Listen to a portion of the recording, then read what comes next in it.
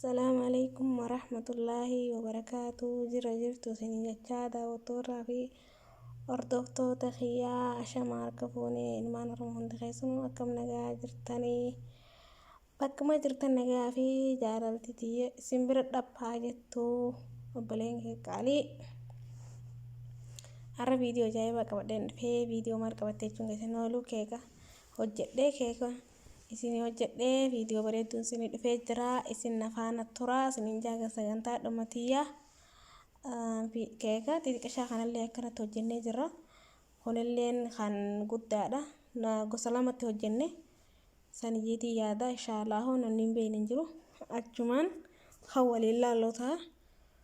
akkami hojjettee hajjettan taatu walumaa viidiyoo haga dhumaatitti sagantaa teenya nufaana turaayin sininjaa haga dhumaati walumaa laallee maashaallah kayni hedduu tokko namatti tola keessi isaatillee akka ajaa'ibaa addas jaa maashaallah gartanii keessi isaa hurraa ajaa'ibaa kana namatti tola maashaallah dhugaa hedduu tokko dasjaa xixiqqashaan kun sindibuu yoo irratti kanatti birattee gahoottillee shaayii irrattillee akka ajaa'ibaa hedduu namatti tola kaanillee akkasumatti saana deebiftee mummurattaa rakkoo hin qabu kunillee saanuma mummurattaa rakkoo hin qabu gosa lamatti hojjedhe saana lamatti akkasumattillee akka itti hojjenne walumaan laallagaa sagantaa teenya haga xumura siin nufaana turaa sininjaa awwala takka kinchibootara maayyii kinchibootara kunillee kinchibootara namni beekne jiru kunillee finiindiya jaama kakeekaati namni hin beekne hin jiru hundi keessanuu aannan kubbaayee takka sukkara kubbaayee takka subdaa nusa sii gartanii jirtanii saanaa keessa subdaa hunda isaatu kunillee sukkara kubbaayee takka aannan niidoo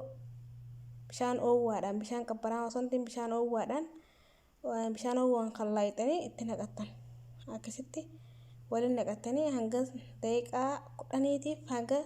killee firii 4 itti gootan haga isii akkasitti killeen sanii fi sukkarri san akkasii walii addaatu daqiiqaa 4 naqina maaliif jennaan kayni akka inni isinii toluu barbaadan firraa itti hin naqxan jeetiin yaada killee firii 4 aannan kubbaayee takka malaaqaa 5 gootanii kubbaayee naqxanii bishaan oowwaadhaan laayixanii itti naqattan seeta kubbaayee takka yoo seetan barbaadnallee subdaa kaniinani subdaa singarsiisun subdaa itti gorattan subdaa itti gootan hedduu takka namatti tola seetarraa dhiiftan yoo subdaa hin qabne seetallee itti gorachuun rakkoo hin qabu achiin booda maal goona daqiiqaa kubbaayee 2 goranne daqiiqaa kana malee yoo shaandheeyyitan malee akkanumatti itti naqatan maaliif jennaan shaandheeyyuun bareeda waan ta'eef shaandheeyyaa gartee shaandheeyyeetiin jira gise akkana shaandheeyyitan maashaallah daqiiqaa illee akka ajaa'ibaa isinii tola achi booda maal gootan kallaaxaa keessan gaafa daakkattan daqiiqaa 10 daaka akka ajaa'ibatti isin ta'u daqiiqaa 10 achi booda daqiiqaa kan itti naqanna maashaallah gartanii jiran hedduu takka namatti tola dhugaa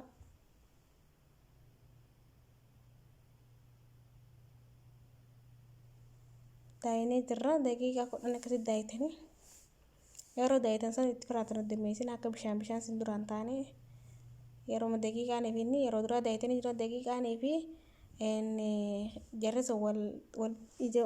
keessa seenaan kalaas rakkoo hin qabu xiqquma kana keessa baafattan lamada seetatti qoxxifti goonelee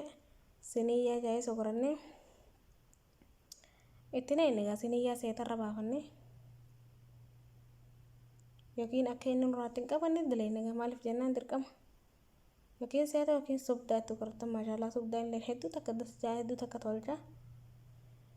sagantaa teenya gara olmaarraa har'a keeka ajaa'ibaa hojjettee dhuftee hindaan jechuun ooltan warri irraa barattee illee jirtan warri beektee illee jirtan achumaanuu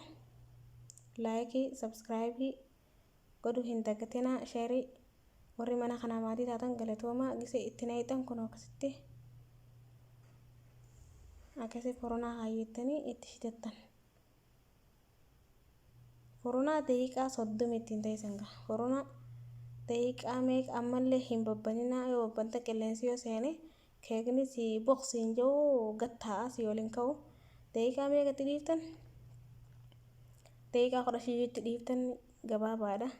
San guutuu keessa daqiiqaa 30 gartan daqiiqaa 30 isiniin garsa qabsaa. Daqiiqaa 30tti dhiifattanii nusa sa'aatii maashaallah gartanii akka boqjechaa jiru hedduu takka dascha maashaallah. Akkasiin nu bilchaachaa jira. Nama faana